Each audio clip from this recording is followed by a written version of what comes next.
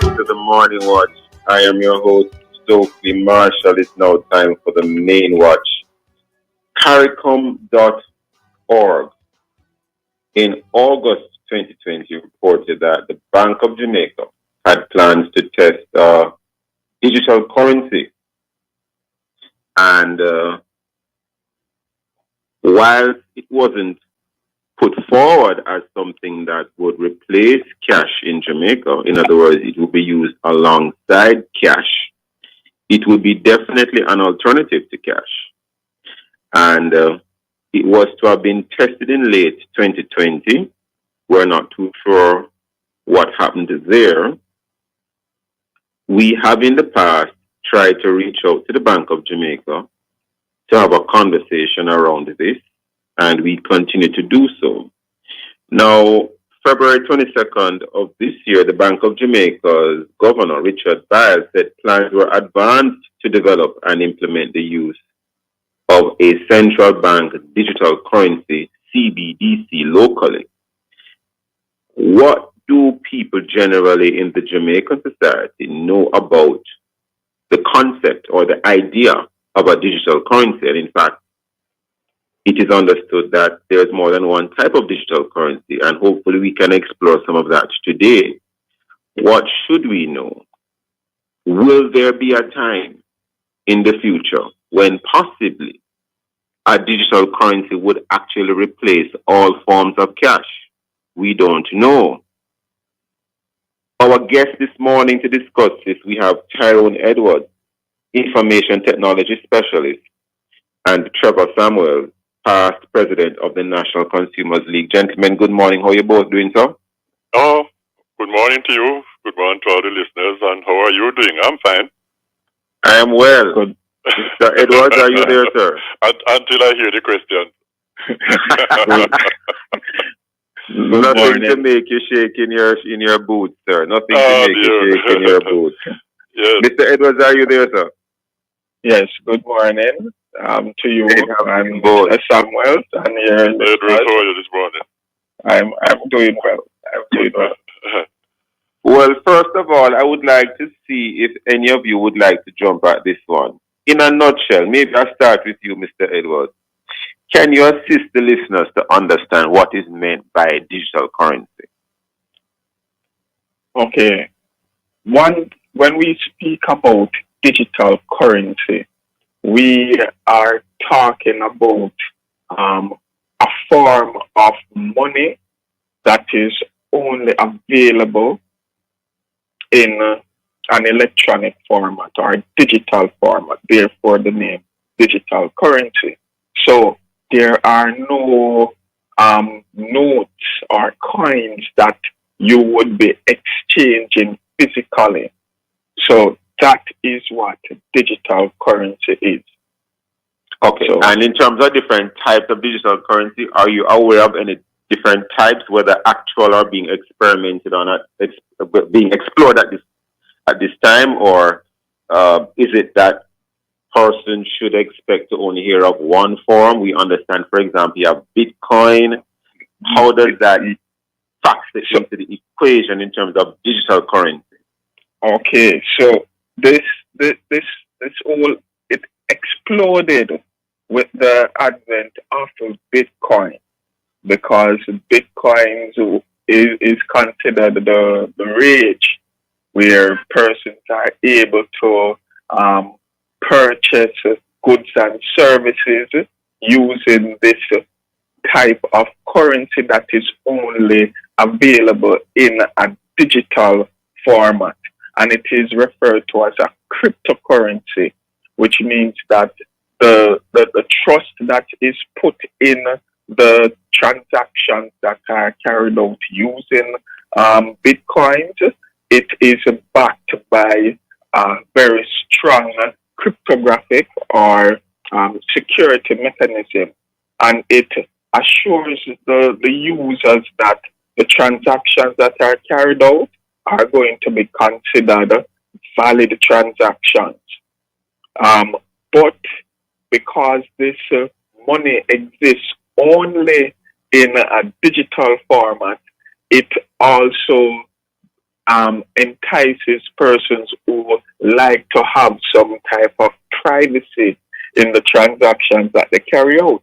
And it tends to have this, let's say, a dark undertone when you talk about cryptocurrency, because it is the thought that persons doing illicit transactions who do not want to be traced would prefer to use this type of currency because it offers as a part of its features that probability of not being able to track it down to who carried out a transaction. So it has that black market or let's say negative undertone to it. But well, interesting you said that, but continue, sir, continue. Yes, the digital currency that the other type is the one that is actually backed by some bank. So and the currency that we are used to is referred to as fiat currency, which means that it is backed by some institution that says if you have $100, we are saying we will guarantee to give you $100 in return for this note if you take it to us, and we will back it if you use it and carry out some transaction. While the cryptocurrency, it doesn't have that type of guarantee that if you have some cryptocurrency and we say that it is valued at $1 today, you are not guaranteed that if you go and try to exchange it, you are going to get $1 for it. You may get 1 cent because the type of value that is whole is tends to be liquid. It fluctuates. It's almost like it's driven by emotion. How much do I value using this type of currency today? And so if you check the history of how cryptocurrency has been trading, Bitcoin, you will see that the value for it has fluctuated, going up as high as over 21,000 US dollars to one Bitcoin, but it has also dropped below that. So it is risky in terms of maintaining its value, and the fact that you don't have an institution that says if you have this cryptocurrency, this Bitcoin, we will back it by saying if you exchange it for a particular value, we will give you that particular value. So interesting. We're almost upon a break. Sorry, finish your thought because we're almost upon a break. But finish your thought. It's okay. It's okay. When we come back. Well, just before we go to the break, Mr. Samuel, in a second or two before we actually head into the break, any comments quickly? No, I am quite agreeing with Mr. Edwards because that's the same type of information I would have had. But yes. Just to show you how this value fluctuates, for example, my information is that yesterday, which was Monday, it would cost you 7.186 million Jamaican dollars to buy a Bitcoin. And today it has gone up to 7.269. So therefore it has gone up nearly 100,000 just within a short space of a couple of hours. Hold that thought. Hold that thought, hold that thought, both of you gentlemen. Hold that thought, please, because we're heading into a break now. We'll be right back on the Morning Watch. The time by Phoenix Vision Healthcare, your eye center, 65 Main Street in Tans Bay, and at Champion Falmouth Plaza is 7:15 on the Family Station 1101. Don't miss this opportunity to earn international and local certificates in just 1 month at Distinction College. Register now and start our Super Easter program from March 20 to April 24. Get qualified in geriatric and pediatric nursing, phlebotomy, housekeeping, call center, customer service, business admin, receptionist, supervisory management, cashiering, childcare, and nail technology. No subjects required, no age limit, no interest test. Register this week and get 10 to 25% discount on all courses. Call 876-356-4167 or 876-354-8560. Visit us in Kingston, Spanish Town, Ojo or St. Elizabeth. Using your Sagicor Bank Business Credit Card to pay your taxes is a great way to manage your cash flow. Here is a reminder from Love 101, the family station, as we face the COVID-19 pandemic. Be kind to address stigma during this pandemic.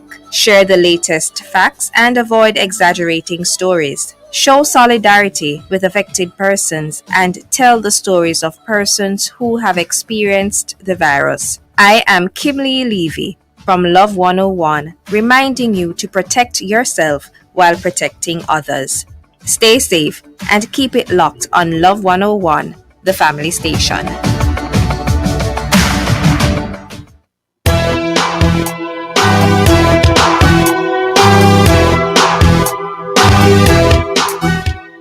Welcome back to the Morning Watch. I'm your host, Stokeley Marshall. We're in the main watch, and we're looking at a very interesting topic. We have in the main watch, will Jamaica be embracing digital currency? Our guests for this segment, we have Tyrone Edwards, Information Technology Specialist, and Trevor Samuels, past president of the National Consumers League. Now, just before the break, Mr. Samuels, you were indicating to us the volatility, in which the cryptocurrency can fluctuate. Right. What I find interesting about the cryptocurrencies is that we have here, for example, Tesla buys 1.5 billion in Bitcoin, plans to accept it as payment, and this is in the CNBC, that publication online. As many persons may know, Tesla is a company owned by billionaire Elon Musk. Right. So sometimes you ask yourself, what is it that these people are seeing that many others are not seeing? Any comments on that before we move on now to more the local situation here in Jamaica? Mr. Samuels, any thoughts? Okay, well, Tesla and other big companies, they are in fact trading in starting accepting payments in cryptocurrencies. Yes. And hotels, you can actually book hotel accommodation using this sort of thing. So, and these are some of the big hotel chains. And also, some of the other financial houses are in fact trading in cryptocurrencies. So therefore, they must be seeing something. And, you know, these are people who are in the know when it comes to money. So they must be seeing something that the ordinary people doesn't see. So therefore, it is likely that this will become a permanent feature in the whole question of money exchange in the long run. And Mr. Edwards, if I'm correct, well, sorry, Mr. Samuels, I thought you were through. No. Well, Mr. Edwards, before we move on, can you assist the listeners? Is it that cryptocurrency, to your knowledge anyway, is it that cryptocurrency is just another form of digital currency versus, for example, the one that the Bank of Jamaica might be developing for local use? Yes, that's correct.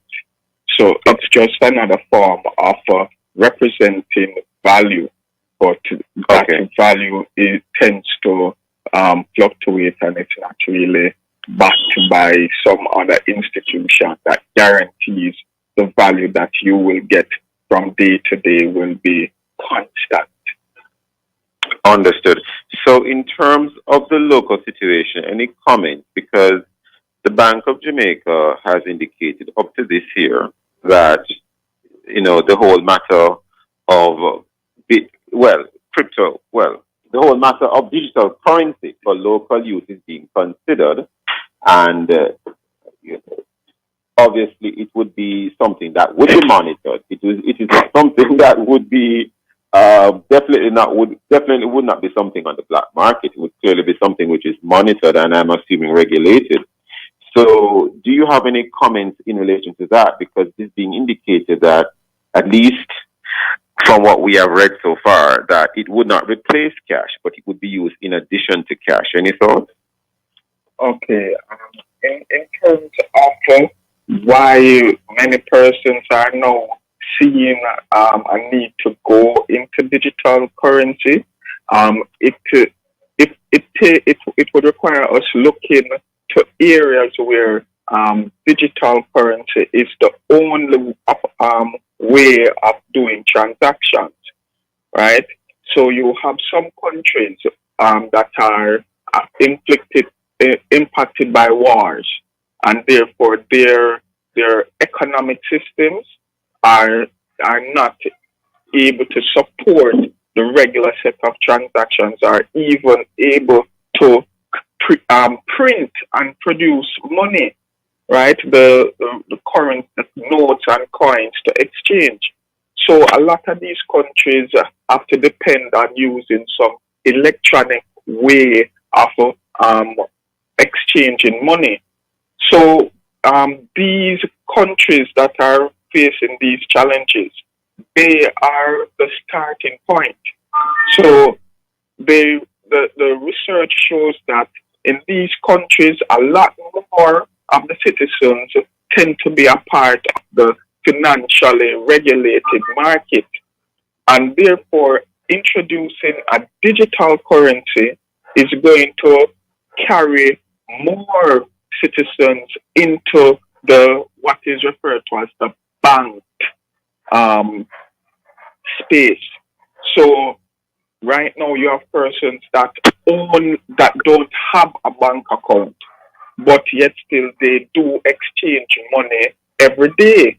And in order to be able to track your economy and how it is really operating, it is by being able to track the movement of money. So the BOJ planning to introduce a digital currency. I'm almost certain that it has some relation to having that economic marker, or being able to get that statistic when it comes on to seeing how your economy is actually flourishing or performing. You know, I was looking for the reference online, but I'm not seeing it at this time. In fact, I looked before as well, and I'm not too sure how comes it's not popping up. But I do recall personally watching television some time ago in 2020, and at the time, Senator Dr. Andre Horton of the University of West Indies, an opposition senator, he stood up in the House and he indicated that Jamaica should move in the direction of having currency like this, digital currency. And it was made against the backdrop of the novel coronavirus and the fact that when you're exchanging banknotes, that, you know, there is that possibility of spreading a virus banknote, and that a digital currency might greatly assist to reduce that. And I recall a government senator at the time reacting to what he said. In other words, the reaction was, many Jamaicans are not banked, and until many Jamaicans are banked, it's going to be difficult to go in that currency. So, Mr. Edwards, you made a very interesting point. But can you move in that direction if many Jamaicans do not have a bank account? I'm not saying you can answer the question this morning. I'm raising the issue. Any comments from you, Mr. Edwards? Well, having a digital currency is one of the ways that you can get those persons banked, because it would mean you need to have some platform that allows the use of the digital currency. What we have in Jamaica and in many other countries is a overwhelming penetration of mobile devices. In some of the countries that I was alluding to earlier, they have the very simple mobile devices. Not if you don't even need a smart device in order to exchange money electronically. You just need some way of seeing what the transactions are. So by simple text messages. Now, with the proliferation of mobile devices in Jamaica, where there is a mobile device for every single person on the island, then we know that it can reach to those persons that are unlocked. And the fact that it is a device that they are accustomed to using for almost their social media type activities, this is just one of those other things that is a social activity. The exchange. I'm going to ask you to stick up in one more because we're almost out of time already. Never enough time in the morning watch. I want to bring in Mr. Summers, but quickly, some persons do not have a phone. Some children don't have phones. Some persons who are maybe in a situation where they just can't afford a phone for whatever reason. Persons who are homeless. For whatever, there are persons who don't have a device, but that's another conversation, Mr. Edwards, and hold that thought. Mr. Summers, bringing you in here quickly, sir. Right. Some people may not want their business to be known by all and sundry, whether it's government or otherwise. Some people may want to purchase something. They're not doing something illegal, They just don't want the whole world knowing their business. Any comments on that? Because with a digital currency, clearly somebody's going to be tracking and seeing what you're doing. Any thoughts? Okay, we have to know the sort of sociology of the Jamaican banker. Right now, as it now stands, a lot of the banks are changing over to the use of the online services, and they have difficulty, especially some of the older people. The younger people might easily catch on to this sort of thing. But right now, a lot of the people that we encounter in the Consumers League are people who are complaining that the banks are not, doing what they're supposed to be doing, and they are not treating them fairly. So therefore, it is going to be a difficult thing to convert people into believing that this is a good and valid currency. What about the matter of privacy? What about the matter of privacy in what you're doing? If you have cash and you purchase something, no one knows you bought it unless someone goes and says that you bought it. But with the digital currency, there is someone in a central location, arguably, or in some space who can know. And this is digital currency which is tracked, because Mr. Edwards was clear that when it's a cryptocurrency, oftentimes you don't know who did the transaction. But if it is a regulated digital currency, you will know. That is one of the things that when it becomes government regulated, it's going to lose trust, because as it now stands, the cryptocurrency is not government regulated. Nobody regulates it. And it actually functions on its own. You have to, on its own in quotation marks. So therefore, it is going to be difficult once people lose trust in it. And I don't know what system the BOJ is going to develop, but it's going to develop stick up in, sir. My question was very targeted. Mr. Summers, my question was very targeted. Regulated. One second, Mr. Summers, if I could interject, because you haven't really answered the question yet. You may have a consumer who doesn't want someone to know that they bought something which a regulated digital currency would allow for. They would like their transaction to be private. Any comment on that? Okay, well, right now, Jamaicans tend to be private with their money, and they don't really want to do anything that other people knows about. So therefore, the privacy is going to be a very, very effective thing in terms of what a person has to do in terms of their own transaction. Nobody wants to know how much money the other person has in the bank or anything like that, and therefore, once you do that sort of thing, then you are, going to have some amount of privacy which the Jamaican person desires. So therefore, privacy is going to be a very, very important thing in terms of transaction. And right now, it is so, because your PIN number, for example, you can't just give it out to anybody because that's your private property. Mr. Summers, I think we need Mr. Summers and Mr. Edwards. You need a part 2. It's 7:30. We need a part 2 because there's something we want I to would thank like to Mr. say Summers. I have not explained. We thank Mr. Summers and Mr. Edwards for being with us in this main watch. We'll be right back after this break. Thank you, gentlemen.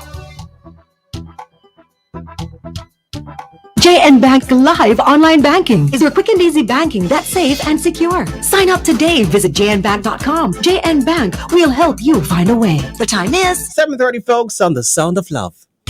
Geddies, way up, still up. Geddies are the big man, wherever up, way up. up on tears, that I get this. Way up on quality, that I get this. Way up on flavor, that I get this. That I get this, that I get this. Rope in and get your Geddies. From baked beans to sausages. Get your Geddies from corned beef to mac and cheese. Get your Geddies from pasta to sauces. Geddies, way up and still up. Get your Geddies. We working on a brighter day, you don't have to fret. You know your family secure, you don't need no stress. It's like you run a 5K, set the pace, win the race, celebrate, and you still never bust no sweat. See we brother and we sister, this is how we heal them. Easy now, you want Guardian Life, it's a nation we're building. Many hearts, but we all want the same thing. Live secure and live easy.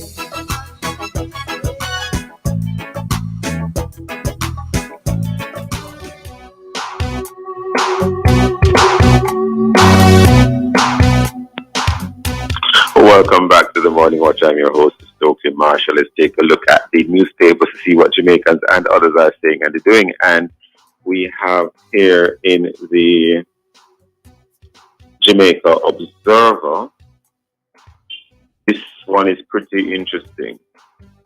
It reads, Funeral Fear. And this is a story in the Observer coming out of Mandeville, Manchester. The 2-week ban on burials imposed by the government as it struggles to arrest a worrying spike in positive COVID-19 cases has drawn hounds of protest. And these hounds of protest are actually coming from funeral directors who are concerned about how they are going to store bodies. We also have in the Observer, Health Ministry plans to roll out COVID vaccine in 4 phases. A story here from a neighboring Caribbean territory. Trinidad's opposition leader chided for writing to India's Prime Minister for COVID-19 vaccine. We have in the Gleaner, today we turn to that quickly. One moment as I'm actually looking at the online version of the Gleaner. It's taken a while to load for some reason. Well, it seems as if it is going a little slower this morning than usual. Well, coming up next, we'll read some of the feedback from our social media question. And that social media question is, what are your views on the possible replacement of cash with digital currency? If you haven't done so yet, leave a comment on our Facebook page, Love 101 FM Jamaica, or WhatsApp 876-997-3125. And Siobhan, if you don't mind, the Gleaner actually eventually came up. Should I read from that, sir? Sure, go ahead. Jamaican woman in Bahamas. Oh no, this is a serious story here concerning one. Jamaican woman in Bahamas charged with murder. Okay. And another one here also quite concerning. Student shoots, kills 15-year-old at Arkansas Junior High. Another one here. Government considers allowing some quick service industries to open during curfew hours. We'll be right back.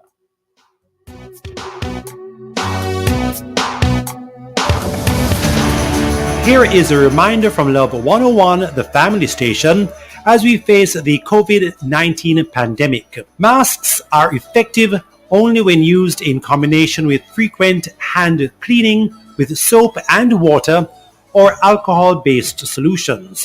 Wear a mask that is lined with 2 or more layers. When taking it off, ensure you dispose of it properly. I'm Nigel Wilkinson from Love 101, reminding you to protect yourself while protecting others. Stay safe and keep it locked on Love 101, the family station.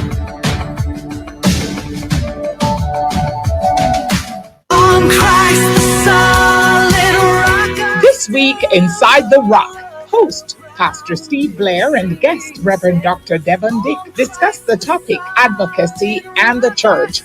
Jesus Christ was our advocate. What are his expectations for Christians in regards to us being advocates for others? Is that our mission? Will we stand up and be counted? Is the church doing enough? Find out all about this and more Inside the Rock, Tuesday, March 2 at 10 a.m. on the family station, Love 101. The solid rock I stand,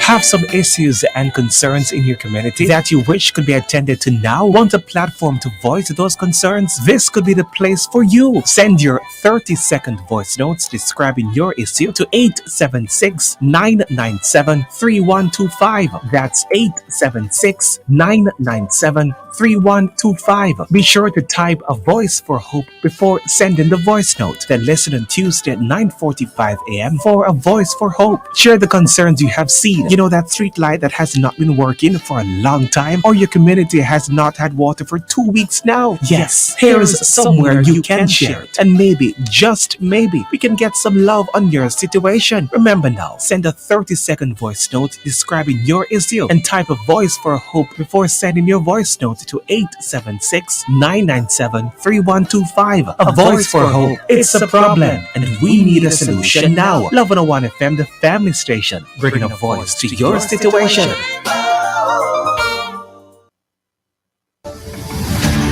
Here's a reminder from Love 101, the family station, as we face the COVID-19 pandemic. Ensure you cover your mouth and nose with your bent elbow or by using a tissue when you cough or sneeze. Dispose of used tissue immediately. Droplets spread virus. I am Roshane Douglas of Love 101, reminding you to protect yourselves while protecting others. Stay safe and keep it locked into Love 101, the family station.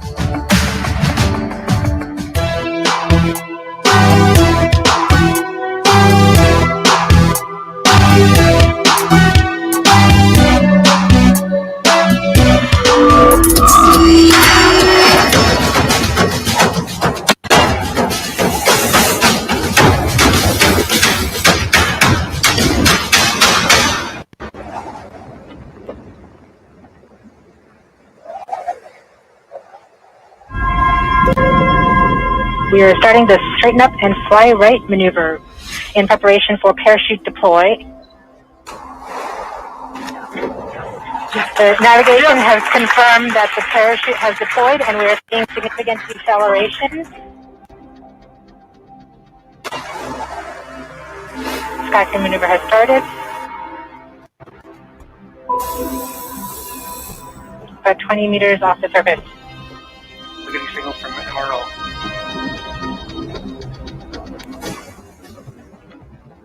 Touchdown confirmed. Perseverance safely on the surface of Mars, ready to begin seeking the sands of past life.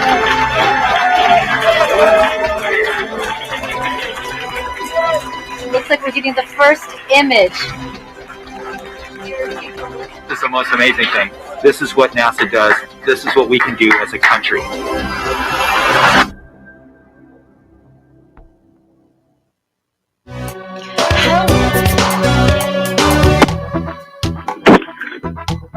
Well, listeners, we would have heard an insert a while ago. It was not the perfect reception, but we did hear bits of it. It was referring to the landing on Mars. And there was a landing on Mars as far back as in the 1970s. And the most recent landing happened on February 19th, 2021. Very interesting development. And when we say a landing on Mars that took place this year, February 19, 2021, we don't mean a human being landing on Mars, but the landing of the relevant apparatus on the planet is reported to have taken place. What does this mean for the country that caused the landing to take place? What does it mean for the rest of the world? Countries like Jamaica? How should we see this step? We know that when many persons in the past went to far parts of the world at a time when it wasn't considered possible, those things were seen as novel. This landing on Mars might be seen as novel, but is it that novel? And is it something we should ignore or something we should look at and embrace to see what direction things are headed in? We have as our guest for this second watch, Nathan Henderson. He's the president of the Astronomical Association of Jamaica, and Dr. Mark Cornwall, a planetary scientist. Good morning to you both, gentlemen. How are you both today? Good morning. Good. I'm well. Good morning, Stokeley. Good morning, Nathan. How are you doing? Well, I'm good. No, Great. Mr. Henderson, I believe it's not the first time we have had you on the program. Welcome back. And Dr. Cornwall, if it's the first time we have had you, thanks for being Yes, with us indeed. today, sir. And yeah, thanks for inviting me. It's great to be back. We here on the Morning Watch, we don't always look at some of these matters to do with outer space and so on, but this one appears to be quite significant, and we thought we'd have a conversation around it. First of all, why do we think, as a human population, that we should be seeking to have a landing on Mars? What is it that we're looking for? What do we expect out of it? Will the entire world benefit? That's very important. A country like Jamaica, how do we fit into the scheme of things? How should we view this? I'm going to start with you, Mr. Henderson, and then ask you for a comment, Dr. Corner. Mr. Henderson? Yes, sure. All right. So, first things first, great to be here. I'm actually not the president of the AJ at the moment. You're not the president anymore? Had elections. No, I'm not. I'm not. I'm the immediate past president. You're the immediate past president. But, thank you very much for that correction. Yeah, man. No problem. But it's still great to be here. So, it's a very good question. And it's one of the things that we have to ask because space is actually a very expensive field to be in. I believe the figures that this particular Mars rover is expected to have a life cycle cost well above 2.7 billion US dollars, which is a lot of money. And if it's just to get some pictures from another planet, then we ask ourselves if it's worth it. The thing is that space exploration has actually advanced many pieces of technology and many devices that we use in everyday life. So GPS, which we now use when we're using technology like Google Maps or other positioning systems, laser eye surgery, shock absorbers that are used in buildings, solar cells, water filtration, and even something as simple as the insulin pump. These are all things that have come out of experiments that were conducted with a view to progressing spaceflight. And the long-term goal of these Mars missions, aside from the science that we're collecting, is to try and find out, first of all, what the conditions on Mars are like now and what they used to be. And second, and maybe well in the future, is to try and establish a human population on another planet. That's sort of a long-term goal, but missions like Curiosity and Perseverance and others are trying to take small steps in that direction. The last comment, or among the last comments you made, is very interesting. The possibility of establishing a human population on Mars. Mr. Dr. Connell, any comment, sir?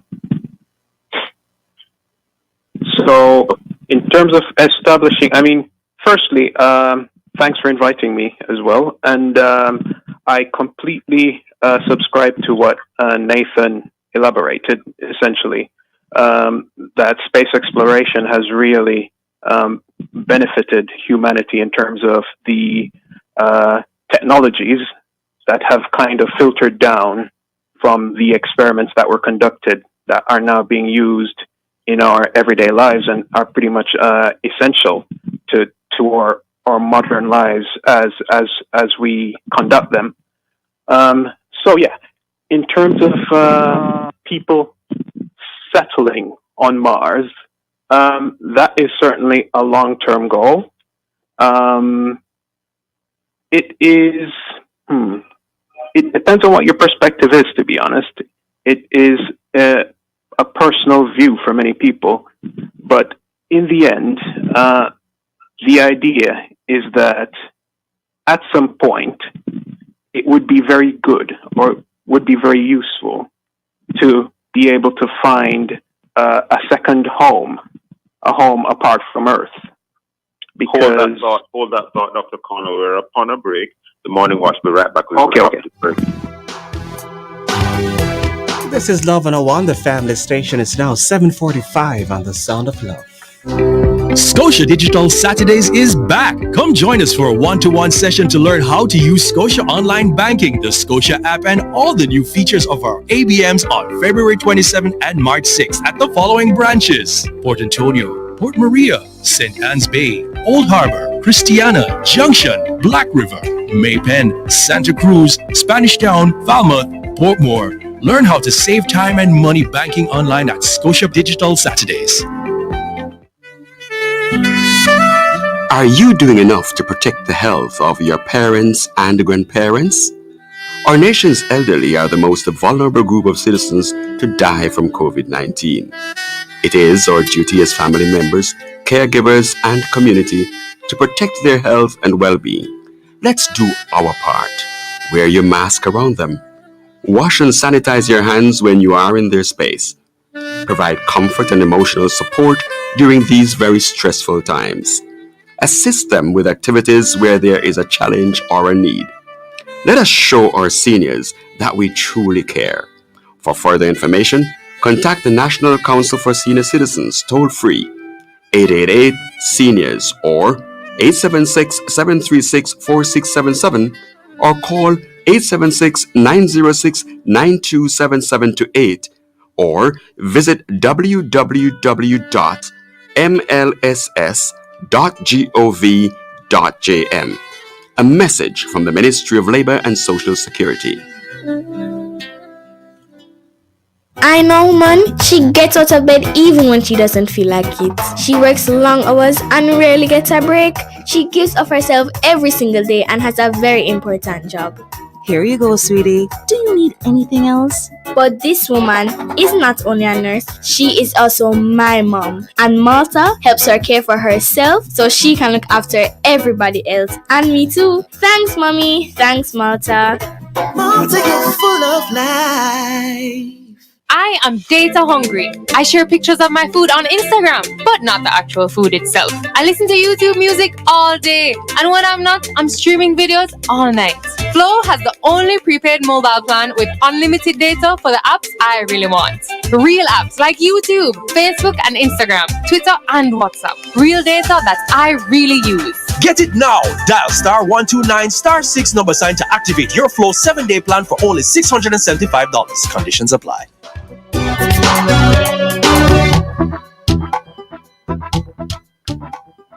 Welcome back to the Morning Watch. Thanks for staying with us. We are having a discussion at this time in the second watch we have here Nathan Henderson. He is the immediate past president of the Astronomical Association of Jamaica, and Dr. Mark Cornwall, a planetary scientist. We're looking at the recent landing on Mars. Now, before the break, Dr. Cornwall, you're making a very interesting point. Please continue. And by the way, this is just for the benefit of the listeners. This landing on Mars was done by NASA. And this is the North American body, yes? The U.S. body, Dr. Cornwall? Yes, indeed, it is. Okay, continue your point, sir. Okay, so yes, the recent landing by NASA of the Perseverance rover, and essentially how that kind of impacts, well, or how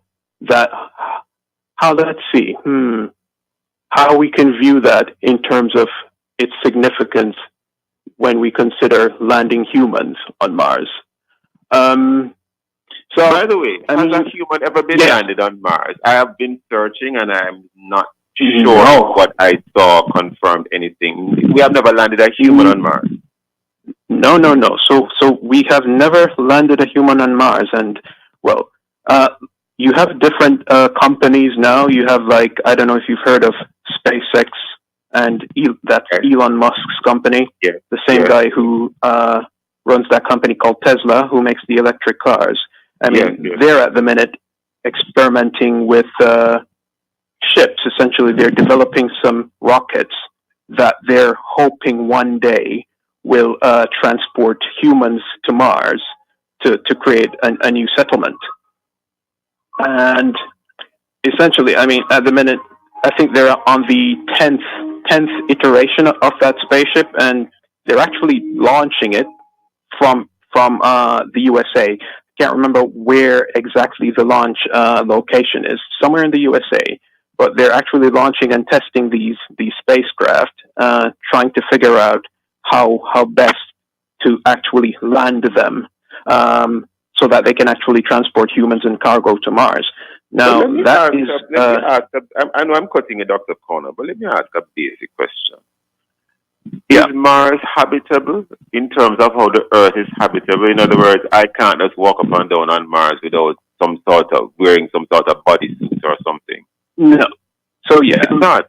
Mars is currently the environment is currently not suitable for humans just to walk around freely. We'd have to walk around in a spacesuit because the atmosphere is very thin, much thinner than the Earth, so you'd find it very difficult to breathe. And even if you could breathe, actually, it's essentially almost all carbon dioxide.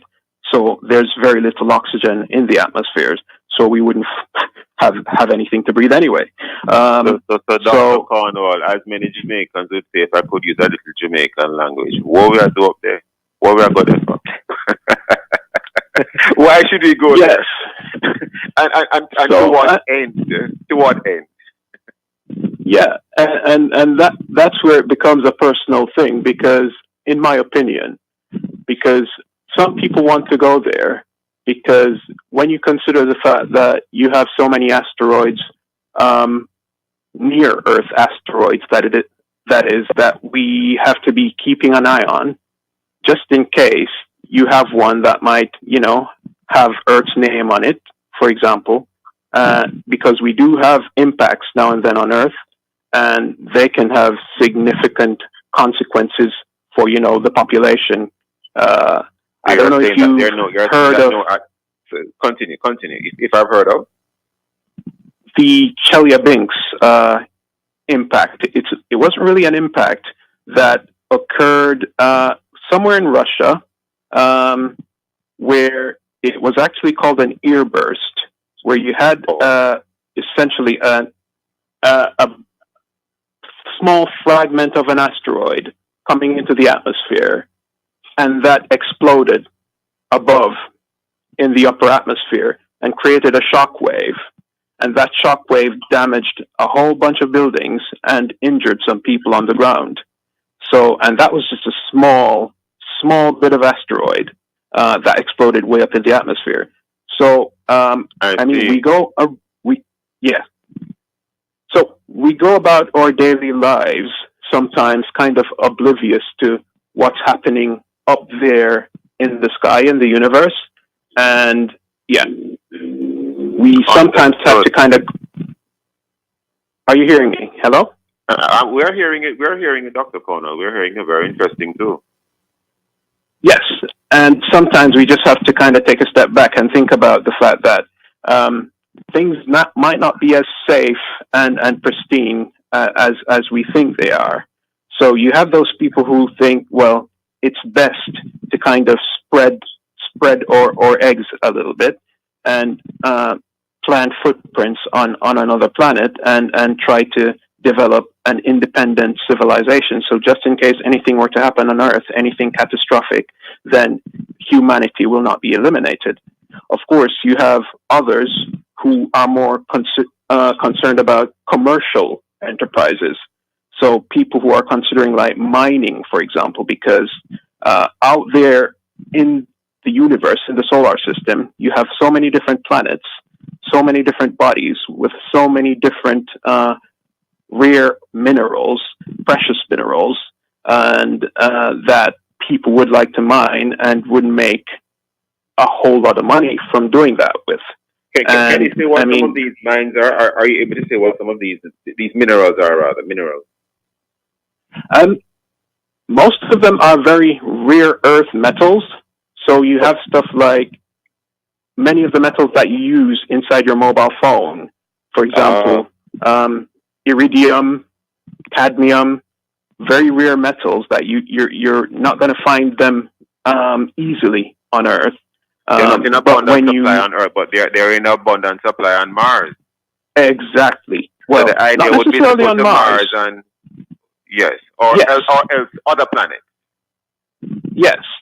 So the idea, if I could stick up in, because we're running out of time already, Dr. Corn, if I could stick up in here, in other words, the idea could be to send a spaceship to Mars or some other planet, mine those minerals, bring them back to Earth, do your manufacturing, and you have more smartphones. Just saying that. For example. So essentially, space is an economy driver, almost. Yeah. And hence the race to get out there into space. I'm going to switch quickly to Mr. Henderson. Sir, we're almost out of time already, never enough time of the morning watch. Any comments you want to make before we wrap today? Because what Dr. Cornwall said is very interesting, especially the economic exploration. Exactly. So, as you said, there's a whole lot of money in space. You know, you have those rare earth elements. You have things like platinum and gold and other things that we as humans seek value from.